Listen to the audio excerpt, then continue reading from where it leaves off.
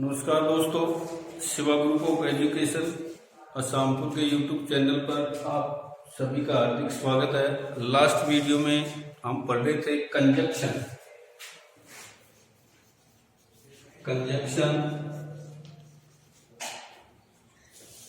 जिसे हम संयोजक कहते हैं।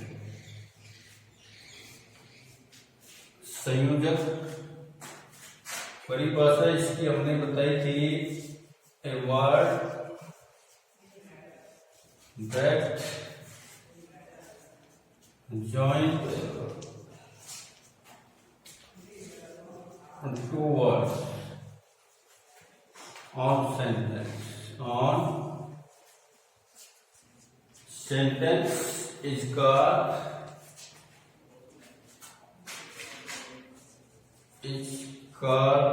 conjunction। एक शब्द जो एक सेंटेंस में दो शब्दों को आपस में जोड़ता है, सेंटेंस को पूर्ण करता है, वो कंजक्शन कहलाता है, संयोजक कहलाता है। इसके बाद टाइप्स ऑफ कंजक्शन,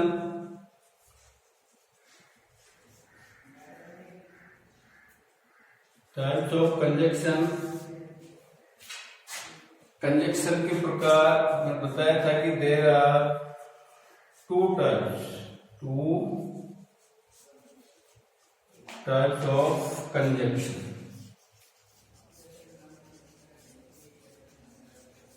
कंजक्शन दो प्रकार के होते हैं, दो प्रकार के कंजक्शन होते हैं। एक होता है सबऑर्डिनेटिंग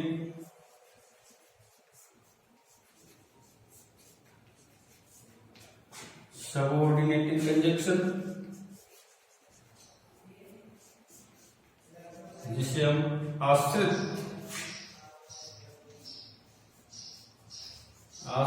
संयोजक कहते हैं। दूसरा होता है कोऑर्डिनेटिंग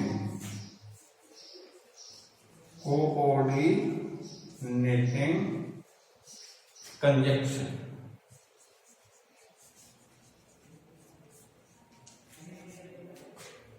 जिसे हिंदी में समानपदीय संयोजक कहते हैं। समानपदीय संयोजक कहते हैं। एक होता है सबऑर्डिनेटिंग जो आश्रित संयोजक होता है, एक होता है कोऑर्डिनेटिंग कंजक्शन जो समानपदीय संयोजक कहलाता है। इस प्रकार से कंजक्शन दो प्रकार के होते हैं। इसके बाद हमने पढ़ा सबऑर्डिनेटिंग कंजक्शन, ये एक आश्रित वाक्य को दूसरे आश्रित वाक्यों से जोड़ता है। जैसे आई शैल टीच यू, मैं तुम्हें पढ़ाऊंगा, if you come to me, यदि तुम मेरे पास आओगे। इसका एग्जाम्पल लिया है कि इफ यू कम टू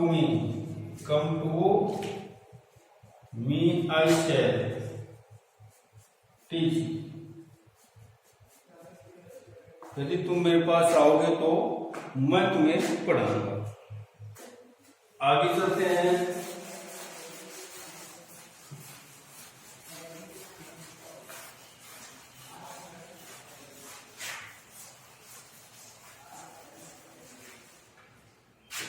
अब हम पढ़ेंगे कारण प्रकट करने वाले आश्रित संयोजक।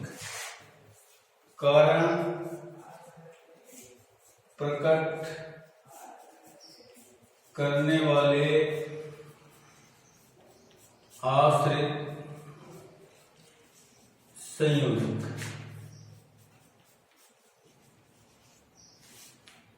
वे कौन कौन से आश्रित संयोजक हैं जो कारण प्रकट करते हैं? इसमें आता है जैसे बिकॉज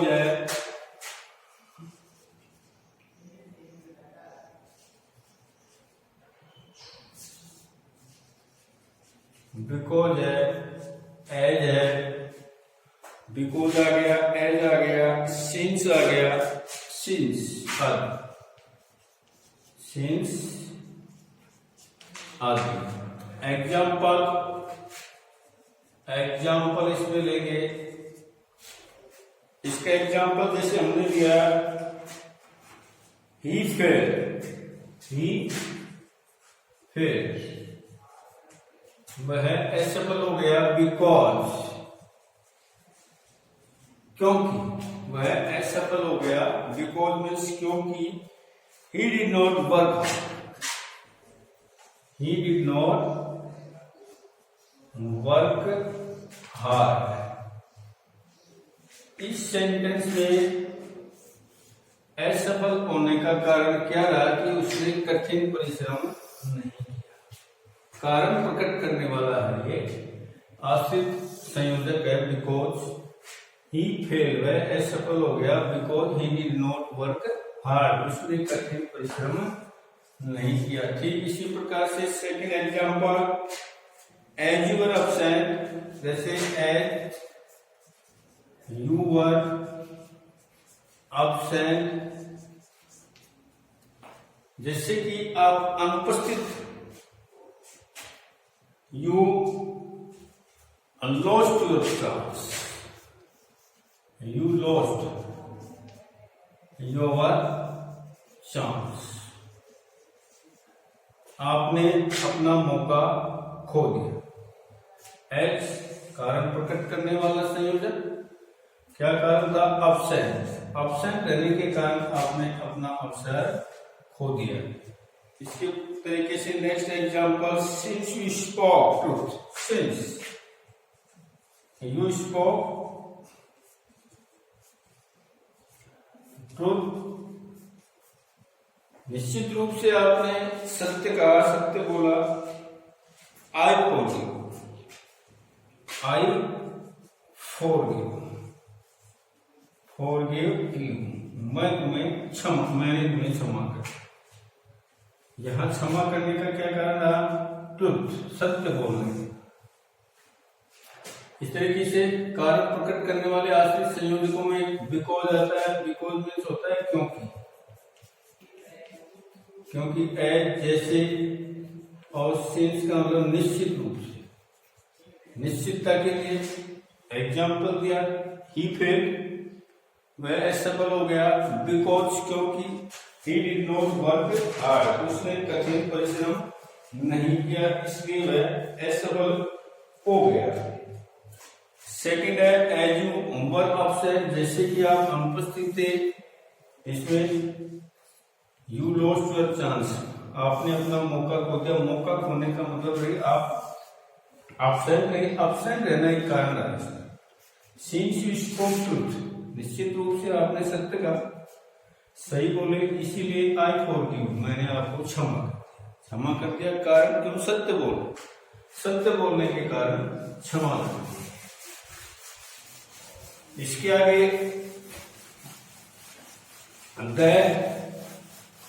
दैट भी एक कंजक्शन है, दो सेंटेंसों को आपस में जोड़ता है। दैट का प्रयोग, दैट का प्रयोग, दैट दो कंजक्शंस, सॉरी दो सेंटेंस को आपस में जोड़ता है। दैट का प्रयोग रिजल्ट प्रकट करने का, रिजल्ट परिणाम जिसे हम कहते हैं, परिणाम प्रकट करने के लिए, प्रकट करने के लिए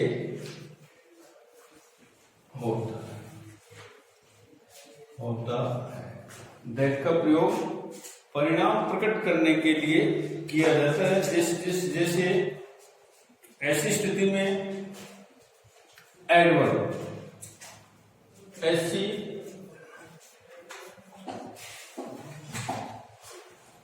स्थिति में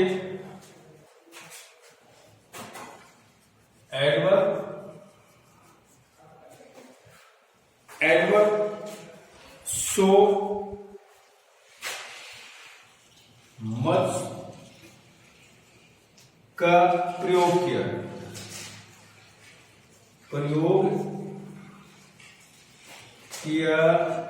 जाता। दैट का प्रयोग रिजल्ट प्रकट करने के लिए, रिजल्ट परिणाम प्रकट करने के लिए किया जाता। ऐसी स्थिति में एडवर्ब और सो मच, इतना, सो मच का मतलब इतना अधिक, का प्रयोग किया जाता है। एग्जाम्पल लेंगे इसके।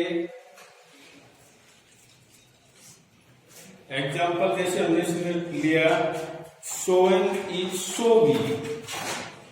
Sohan is so weak.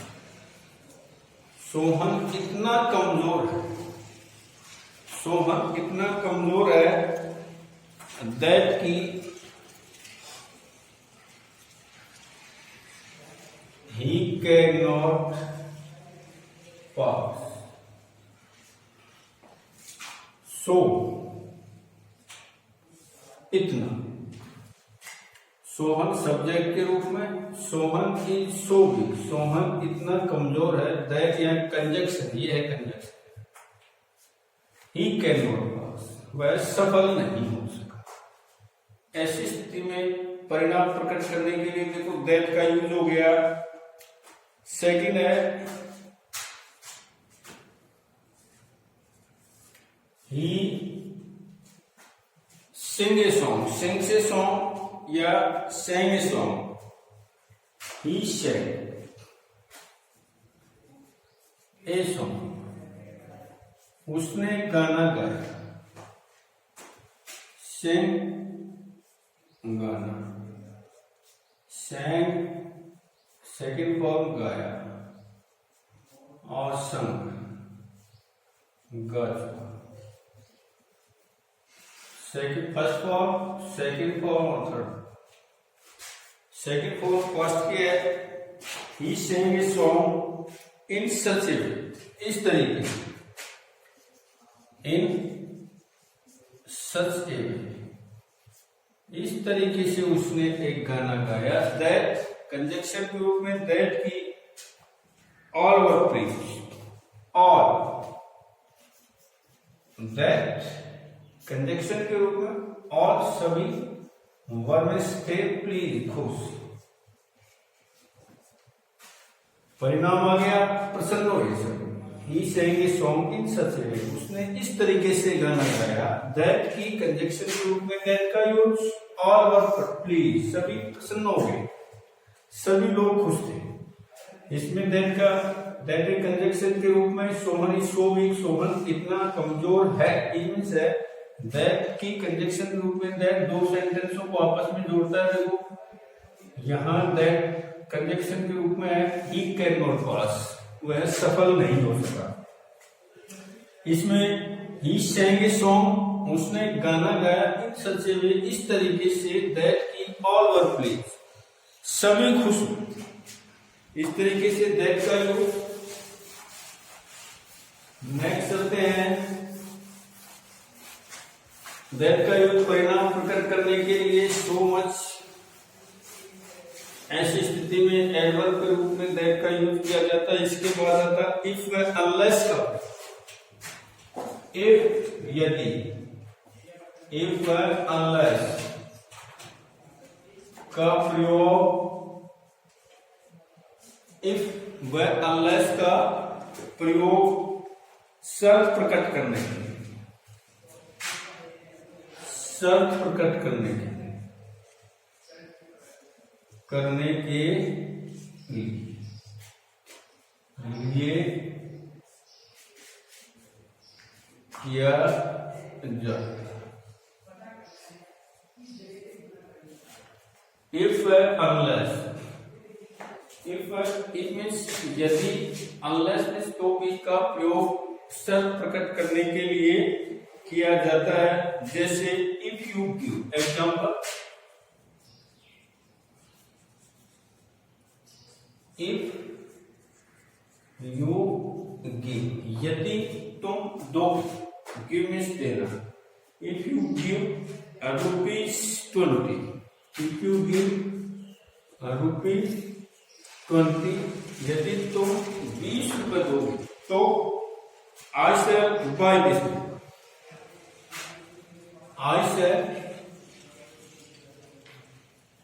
Bye this book.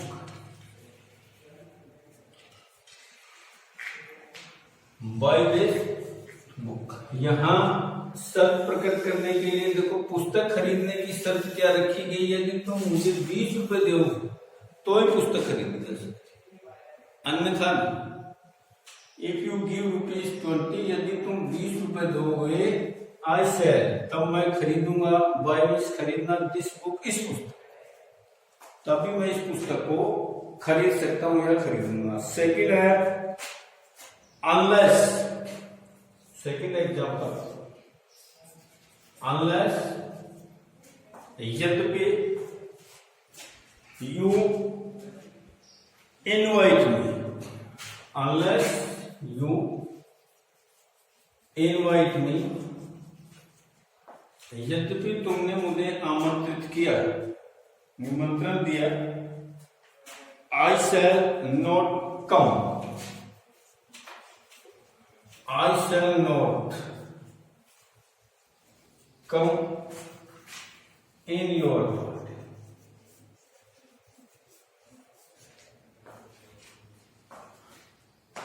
तो निमंत्रण देने के बावजूद भी मैं आपकी पार्टी में शामिल नहीं हो सकता।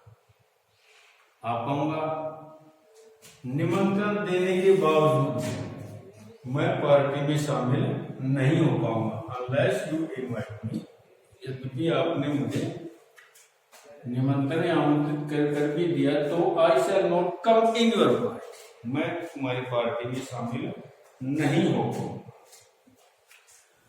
अगला है इसमें ट्रू, तो एक, इसके बाद आता है वह आल्दो का प्रयोग, वह आल्दो का प्रयोग, तो वह आल्दो का प्रयोग यट के साथ, यट के साथ जोड़ने के रूप में किया जाता है, किया जाता। आल्दो तो का प्रयोग यट के साथ जोड़ने के रूप में किया जाता है, जैसे थ्रू, एग्जाम्पल जैसे हमने ले लिए, तो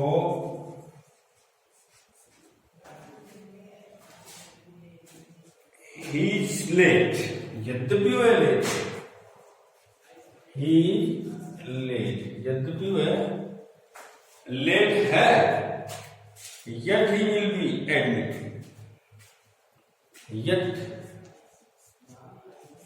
he will be admitted। देरी से आने के बावजूद भी उसको प्रवेश दे दिया गया, यत के साथ जोड़ने के रूप में थो और आल्दो का यूज किया जाता है, जैसे कि हम पढ़ चुके हैं पहले से। थो, ही, लेट, यद्यपि वह देरी से है, लेट है, यट फिर भी, या इतना होने के बावजूद भी ही विल बी एडमिटेड, उसे प्रवेश दे दिया गया। नेक्स्ट है ऑल्दो, यद्यपि, ही इज टायर्ड, वह थक गया था, ही इज टायर्ड, यद्यपि वह थक गया था, यट ही विल टीच, फिर भी,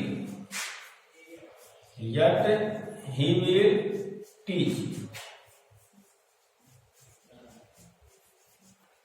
थकने के बावजूद भी वो तुम्हें पढ़ाएगा, यद्यपि यद्यपि वो थका हुआ है, यट फिर भी ही विल टीच यू, वो तुम्हें पढ़ाएगा, आपको पढ़ाएगा। इस तरीके से चौथा जो पॉइंट था, इफ अनलेस का प्रयोग शर्त प्रकट करने के लिए किया जाता है।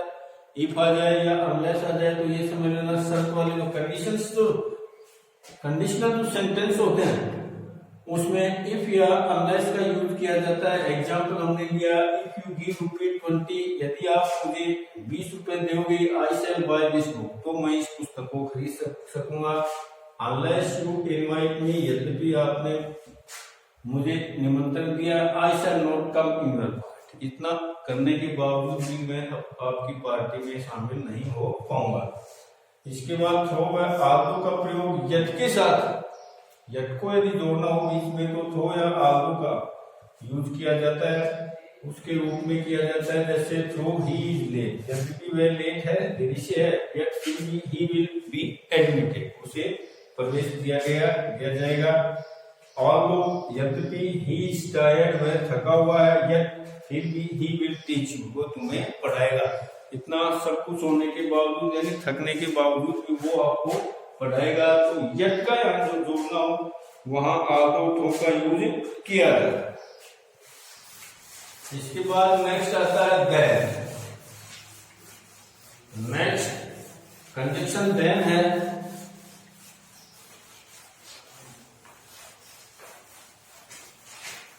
कंजक्शन देन का यूज, कंजक्शन देन का देन, कंजक्शन देन का प्रयोग, कंजक्शन देन का प्रयोग उस स्थिति में जहां दो उपवाक्यों की तुलना, उस स्थिति में किया जाता है जहां दो उपवाक्यों की तुलना की जा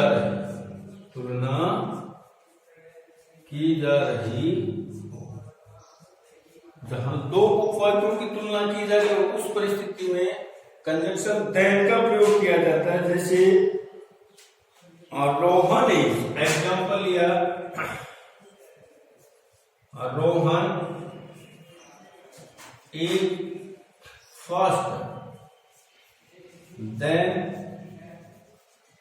Rohan is faster than his big brother, his big brother।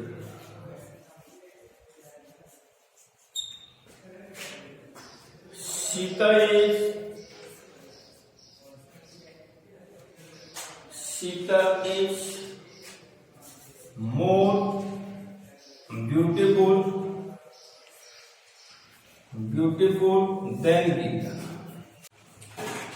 Sita Gita से ज्यादा, यहां देन का यूज दो उपवाक्यों की जब तुलना की जा रही हो वहां देन का यूज किया जा रहा है। इसमें रोहन की तुलना उसके बड़े भाई से की गई है, बिग ब्रदर से, इसलिए देन का यूज हो गया। यहाँ सीता की तुलना गीता से की गई, इसलिए यहाँ देन का यूज। इस तरीके से कंजक्शन देन का प्रयोग उस परिस्थिति में किया जाता है जहां दो उपवाक्यों के आपस में तुलना की जाए, एक की दूसरे से तुलना की जा रही है, वहां कंजक्शन देन का यूज किया जाता है। इसके बाद आता है कंजक्शन एज। एज कंजक्शन प्रयोग, एज कंजक्शन का जब हम प्रयोग करते हैं तो वो मैनस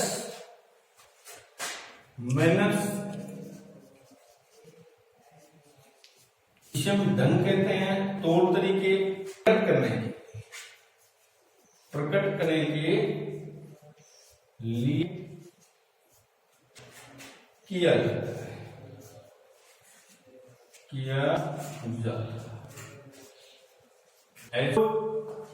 एज का मतलब जैसे, एज कंजक्शन का प्रयोग ढंग प्रकट करने के लिए किया जाता है। जैसे do as you like, example है डू एज यू लाइक, आपको जैसा उचित लगे सही। एज यू विश, जैसे आप कीजिए। मैनर्स प्रकट करने के लिए एज का प्रयोग किया जाता है, जैसे रमन वीएस, रमन है, वीएस पहनता है, wears, Raman third person singular number है, इसके वर्ब के साथ में ऐसे यस लगेगा, Raman wears a black dress, Raman एक काली पोशाक पहनता है, काली पोशाक पहनता है, as you like, as you like, जैसी आप इच्छा रहते हो उसी। इस तरीके से एज कंजक्शन का यूज मैनर्स ढंग प्रकट करने के लिए किया जाता है। इससे ठीक पहले हमने पढ़ा कंजक्शन देन कंजक्शन का प्रयोग जहां दो उपवाक्यों में तुलना की जा रही हो, कंपैरिजन जहां किया जा रहा हो, उस परिस्थिति में कंजक्शन देन का यूज किया जाता है। एग्जाम्पल के माध्यम से हमने समझा कि Rohan is faster then his big brother, यहाँ रोहन की तुलना उसके बड़े भाई से की जा रही है, दोनों में तुलना हो रही है, तुलना करने के क्रम में इस स्थिति में देन का यूज हो गया। इधर Sita is more beautiful than Gita, Sita की तुलना गीता से की जा रही है, दो व्यक्तियों में तुलना हो रही है दो में, तो इसका मतलब यहाँ देन का यूज होगा। निश्चित रूप से एज जैसे भी एज का मतलब जैसे होता है, एज नोट जैसे रुपए की तरह, तो एज कंजक्शन का प्रयोग मैनर्स ढंग प्रकट करने के लिए किया जाता है। डू एज यू लाइक, आपको जैसा अच्छा लगे उचित लगे वैसा ही, एज यू लाइक जैसी आपकी इच्छा हो। और रमन वियर्स, रमन पहनता है एक ब्लैक ड्रेस, एक काली पोशाक, एज यू लाइक, जैसे कि तुम उसे पसंद करते हो। तो हाथ व्यवहार ढंग तौर तरीके मैनर्स का जहां बात आती है मैनर्स की, तो उस परिस्थिति में कंजक्शन एज का प्रयोग किया जाता है। इस तरीके से आज हमने देन है, दैट है, एज है, इन कंजक्शंस के बारे में पढ़ा। दैट्स ऑल फॉर टुडे, सेस नेक्स्ट वीडियो।